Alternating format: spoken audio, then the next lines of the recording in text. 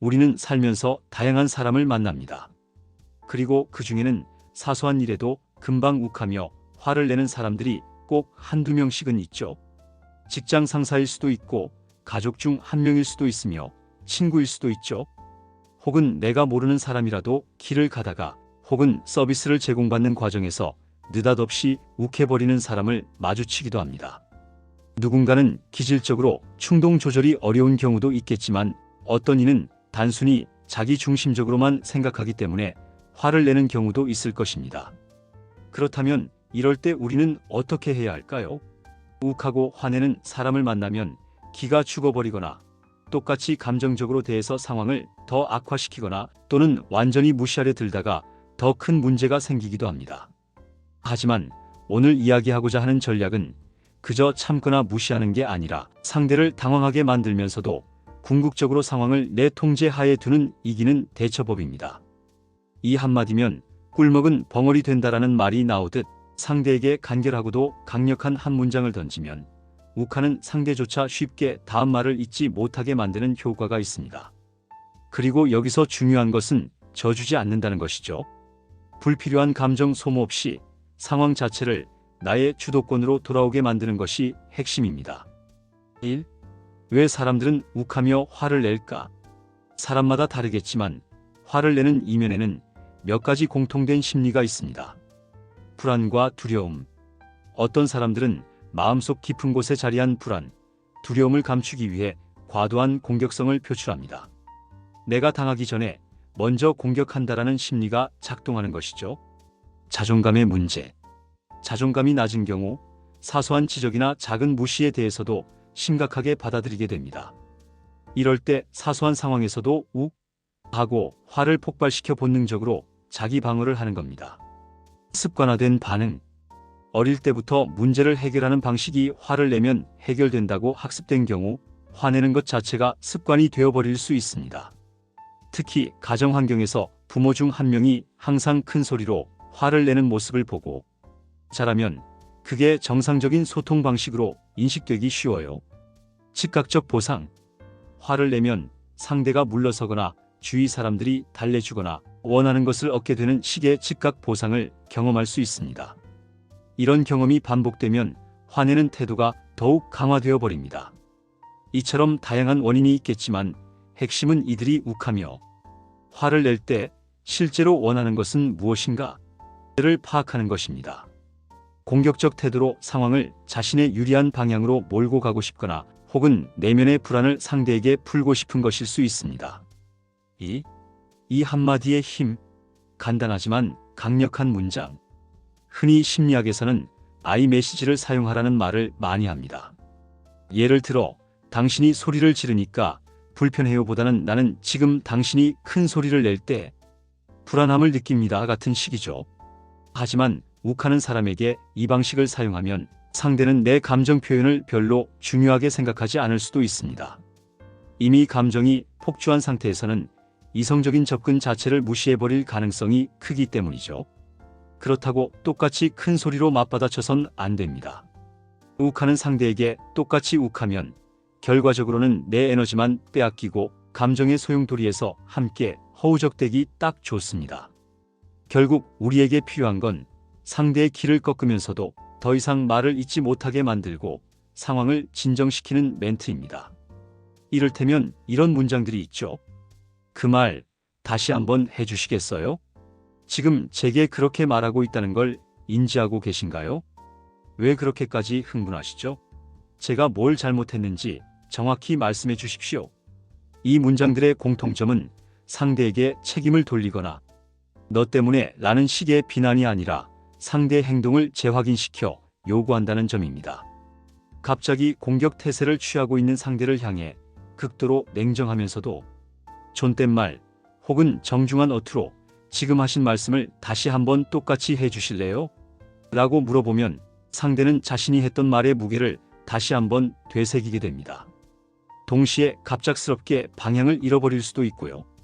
왜냐하면 보통 욱하는 상황에선 상대가 무슨 말을 하는지 잘 모르는 상태로 감정만 폭주하는 경우가 많으니까요. 상대가 정신없이 막말을 쏟아낼 때 내가 차분하고 정중한 태도로 그 말씀 정말 그대로 제기하시는 말씀이 맞나요? 라고 물으면 상대는 이 사람이 왜 갑자기 이렇게 진지하게 물어보지? 하고 당황하게 됩니다. 이 당황이 곧 충격요법이 되어서 화를 내던 상대가 자기가 뭘 잘못했나 하며 잠시나마 멈칫하게 됩니다. 이때 중요한 건 져주지 않는다는 자세입니다. 오히려 차분하면서도 강하게 정확하게 상황을 짚고 넘어가는 것입니다. 우리가 흔히 화를 내는 사람 앞에서 위축되거나 감정적으로 같이 반응해버리는 이유는 그들의 큰 소리와 기세에 눌려 내가 주도권을 내주기 때문입니다. 하지만 상대가 이미 폭발하고 있다고 해서 내가 무조건 져줘야 할 필요는 없습니다. 이럴 때야말로 침착함을 무기로 삼을 수 있는 절호의 기회가 됩니다. 3. 현실적인 접근. 욱하는 사람과 마주했을 때 단계별 대처법. 이제 구체적으로 욱하며 화내는 사람과 부딪혔을 때 어떤 과정을 거치며 대응해야 할지 살펴봅시다. 현실에서는 상대가 점잖게 잠시 멈추는 일은 드물 수도 있고 때로는 감정이 더욱 격해질 수도 있습니다. 그렇더라도 아래 단계를 기억해두면 최소한 나의 감정을 지키면서도 상대의 화를 어느 정도 수습할 수 있습니다. 첫 번째 단계, 상황 파악과 내 마음의 안정. 상대가 화를 냈다고 해서 덩달아 화를 내면 싸움이 커질 뿐입니다. 숨을 깊게 들이마시고 마음속으로 내가 지금 감정적이 되면 안 된다는 원칙을 되새깁니다. 상대의 말이 거친 욕설인지 단순히 표현이 격한 것인지 판단해 보세요. 이때 말을 끊지 않고 가능한 한 침착하게 들어주는 태도를 보이면 좋습니다. 두 번째 단계, 정확한 문장으로 재확인 요청. 위에서 언급한 그 말 그대로 다시 한번 말씀해 주시겠어요? 같은 한마디가 핵심 포인트입니다. 상대의 감정 폭주를 논리적 사고로 전환하게끔 유도해야 합니다. 만약 상대가 욕설을 하며 날뛰고 있다면 지금 하신 말씀은 욕설로 들리는데 제가 잘못 들은 게 아니면 방금 어떤 의도로 하신 말씀이죠? 라고 정중히 질문을 던집니다. 이런 재확인 과정은 상대가 계속 감정적으로 치달을 틈을 주지 않고 스스로 자신의 말을 되짚어보게 만듭니다. 세 번째 단계, 문제점 구체화와 해결책 제시. 그래도 상대가 계속 화를 낸다면 그러니까 지금 제가 어떤 부분을 잘못했는지 정확히 말씀해 주시면 좋겠습니다. 같은 구체적인 문장을 던지세요. 이때 논점에서 벗어나는 대화를 최대한 막으려면 나도 감정적으로 휘둘리지 않고 계속해서 핵심을 짚어야 합니다. 상대가 감정을 분출하다 보면 처음에 문제 제기에서 엉뚱하게 다른 이야기를 할 수도 있는데 지금 그 부분도 중요하지만 아까 말씀하신 그 문제부터 해결하는 게 어떨까요? 라고 다시 초점을 돌립니다. 네 번째 단계, 최종 마무리, 그리고 내 감정 보호. 상대가 어느 정도 진정되면 이해했습니다. 그렇다면 지금 말씀하신 문제를 이렇게 해결해보면 좋겠군요라고 결론을 제안합니다. 상대가 여전히 과한 요구를 하거나 무리한 태도를 견지한다면 저는 이 이상으로는 어려울 것 같습니다 라고 분명하게 선을 긋고 상황 종료를 선언할 필요도 있습니다. 경우에 따라 불필요한 논쟁이나 막무가내 태도가 지속될 땐 더 이상의 소통이 불가능하다고 판단하여 자리를 피하는 것도 현실적인 선택입니다. 내 평정심을 지키고 갈등을 확전하지 않는 선에서 대처해야 하니까요. 4. 져주지 않는다는 것의 진짜 의미. 많은 사람이 져주지 말라는 말을 들으면 똑같이 화내서 맞받아치거나 강경하게 나온다고 오해합니다. 하지만 진정한 의미에서 져주지 않는다는 것은 내가 상대의 기세나 감정적 폭발에 휘말리지 않고 주도권을 포기하지 않는 것을 말합니다. 싸움이 커지기를 바라는 게 아니라 오히려 냉정함과 차분함을 무기 삼아 상황을 주도하라는 것이죠. 언성은 낮춰도 태도는 단단하게. 목소리를 높여서는 안 됩니다. 내가 언성을 높이면 상황은 걷잡을 수 없이 악화됩니다. 대신 말 속도와 톤을 차분히 유지하면서 내가 전하고자 하는 말을 정확히 뱉어야 합니다. 이것이야말로 듣는 사람을 당황시키고 동시에 내가 결코 위축되지 않았음을 보여주는 방법입니다. 존중하는 말투, 그러나 단호한 내용. 해주시겠습니까? 일까요? 이 점은 분명히 해주셔야 할 것 같습니다.처럼 존중을 표하는 말투를 씁니다. 그렇다고 해서 내가 무조건 상대의 요구에 끌려다니는 것은 아닙니다. 하지만 여기에는 저도 동의할 수 없습니다. 그건 제가 받아들이기 힘든 부분입니다. 라는 표현으로 내 입장을 분명히 전달합니다. 적극적인 경청과 확인. 화내는 사람이 할 말을 충분히 하도록 두는 것도 중요합니다. 가끔 상대는 그저 누군가에게 들어주길 바라는 마음에 욱하는 경우도 있으니까요. 다만 말이 너무 폭주해서 시간만 끌고 비난 일색이라면 말씀하신 요점이 무엇인지 정리해 주실 수 있나요? 라고 끼어들어 흐름을 통제할 필요가 있습니다. 5. 실제 사례 속 대처법과 적용 팁. 예시 1. 직장 상사의 과도한 질책. 상사가 회의 중에 사소한 실수에 대해 과장되게 지적하며 화를 낸다고 칩시다. 왜 이렇게 일이 엉망이야? 당신은 도대체 뭘 제대로 할 줄 아나? 같은 말이 튀어나왔을 때 덜컥 겁에 질려서 죄송합니다만 연발하면 상사는 더욱 기세등등해질 수 있습니다. 이럴 때 조금이라도 내 숨을 고른 뒤 정중하지만 단호하게 제가 어떤 부분을 구체적으로 잘못했는지 다시 한번 말씀해 주시면 좋겠습니다. 저는 그 점을 고치고 싶습니다. 라고 대응해 보세요. 상사는 아니 다 엉망이잖아 라고 더 화를 낼 수도 있지만 반복해서 구체적으로 어떤 부분인지 말씀 부탁드립니다. 제가 정말로 개선하고 싶습니다. 라고 요구하세요.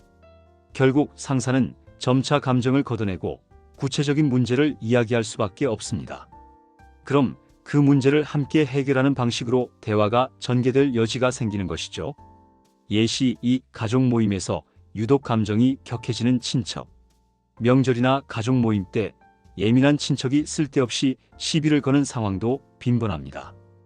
예를 들어 넌 아직도 그 모양이야? 언제 철들래? 라며 비난을 할 경우 그 말씀 다시 한번 들을 수 있을까요? 처럼 차분하고 정중한 톤으로 되물어 보세요. 상대는 내가 뭘? 이런 식으로 잠시 헷갈려 하거나 다시 똑같이 반복할 수도 있습니다. 그래도 내 태도가 흔들리지 않는다면 결국 두세 번쯤은 본인 말이 부적절했음을 인지할 가능성이 큽니다. 그리고 그런 식으로 말씀하시니 제가 기분이 상합니다. 제가 어떻게 했으면 좋겠는지 구체적으로 알려주시면 좋겠습니다. 라고 요청하면 이야기의 방향이 막말에서 구체적 논의로 바뀌는 시기죠. 예시 3. 친구나 연인 사이에서의 갈등. 가깝다고 생각하는 관계일수록 감정이 쉽게 폭발하기도 합니다. 넌 왜 항상 내 마음을 몰라주는데? 라며 소리를 지르는 상대에게 나도 너야말로 왜 그런 식으로 나를 몰아붙여? 라고 감정적으로 대응하면 해결책은 요원합니다. 이때 지금 그렇게 화내는 이유가 정확히 무엇인지 알려줄 수 있어? 내가 뭘 잘못했는지 구체적으로 듣고 싶어? 라고 침착하게 묻습니다. 혹은 나는 너의 감정을 이해하고 싶은데 내가 지금 말하는 걸 보면 너무 격양되어 있어서 내가 어떻게 해줘야 할지 모르겠어. 조금 더 자세히 말해줄래? 라고 유도해보는 방법도 있습니다. 중요한 건 화가 난 상대의 감정을 부정하거나 그런 건 말이 안 돼 라는 식으로 무시해버리지 않는다는 점이에요. 대신 말해봐. 내 감정이 어떤지 궁금해 라고 하면서 대화를 통제하는 겁니다. 6. 결론은 감정에 끌려다니지 않고 주도권을 잡자. 우리는 모두 사람이고 완벽하지 않습니다. 때로는 욱하는 마음이 올라올 때도 있고 상대가 욱하는 바람에 우리까지 덩달아 감정이 요동칠 때도 있습니다. 그러나 욱하는 사람 앞에서 내가 감정을 주체하지 못하면 결국 두 사람 모두 스스로를 소모시키는 결과만 남을 뿐입니다. 그렇다면 과연 무엇을 기억해야 할까요? 상대의 화가 꼭 내 잘못 때문에 발생한 것이 아닐 수도 있다는 사실을 인지하세요. 상대가 화내는 이유는 그 사람의 내적 문제일 수 있습니다. 상대가 욱한다고 해서 져줄 필요는 없습니다. 대신 우리가 해야 할 것은 감정적 맞대응 대신 침착하고 단호한 재확인을 통해 주도권을 가져오는 것입니다. 이 한마디를 던져보세요. 그 말 다시 한번 말씀해 주시겠어요? 처럼 상대에게 자신의 말과 행동을 돌이켜보게 만드는 질문은 강력한 무기가 될 수 있습니다. 한 걸음 물러서서 대화를 통제합니다. 싸움을 부추기지 않는 태도, 그러나 내가 주도적으로 상황을 정리하겠다는 의지를 보여야 합니다. 우리는 모두 사람들과의 관계에서 크고 작은 갈등을 겪습니다. 갈등이 없는 삶은 사실상 불가능하죠. 그러나 그 갈등을 어떻게 다루느냐에 따라 우리의 삶의 질이 달라집니다. 욱하는 사람에게 매번 끌려다니며 감정적으로 소진될 필요는 없습니다. 오히려 져주지 않고 단호하면서도 예의를 갖춘 방식으로 대응한다면 상대도 더 이상 막무가내로 나오기 힘듭니다. 마지막으로 혹시 여러분이 스스로 욱하는 기질이 있다고 느낀다면 상대방을 향해 화를 내기 전에 한번 숨을 고르고 생각해 보세요. 내가 왜 이렇게 화가 났을까? 이 방식 말고 다른 표현으로 말할 수 없을까? 하고요. 다른 사람이 욱할 때 한마디로 제압하는 것도 중요하지만 정작 내 안에 욱하는 불길을 먼저 다스리는 게 더욱 성숙한 태도일 것입니다. 결국 세상에는 여러 유형의 사람이 있고 그중 일부는 다른 사람의 평온함을 깨뜨리고 자기 감정만 분출하려 합니다. 그럴 때마다 우리가 상대에게 일방적으로 밀려나거나 지나친 양보만 거듭할 필요는 없습니다. 지금 말씀하신 것을 다시 한번 정확히 짚어주실 수 있을까요? 라는 짧고도 단호한 한마디를 잊지 마세요. 이 한마디는 상당히 많은 상황에서 욱하며 화내는 사람의 기세를 단번에 꺾어 놓을 수 있을 테니까요. 그리고 그 과정에서 잊지 말아야 할 것, 바로 우리 스스로를 지키되 상황의 주도권을 가져오는 일입니다. 그것이 져주지 않는 것의 진정한 의미일 것입니다. 여러분, 구독 꼭 눌러주세요. 감사합니다.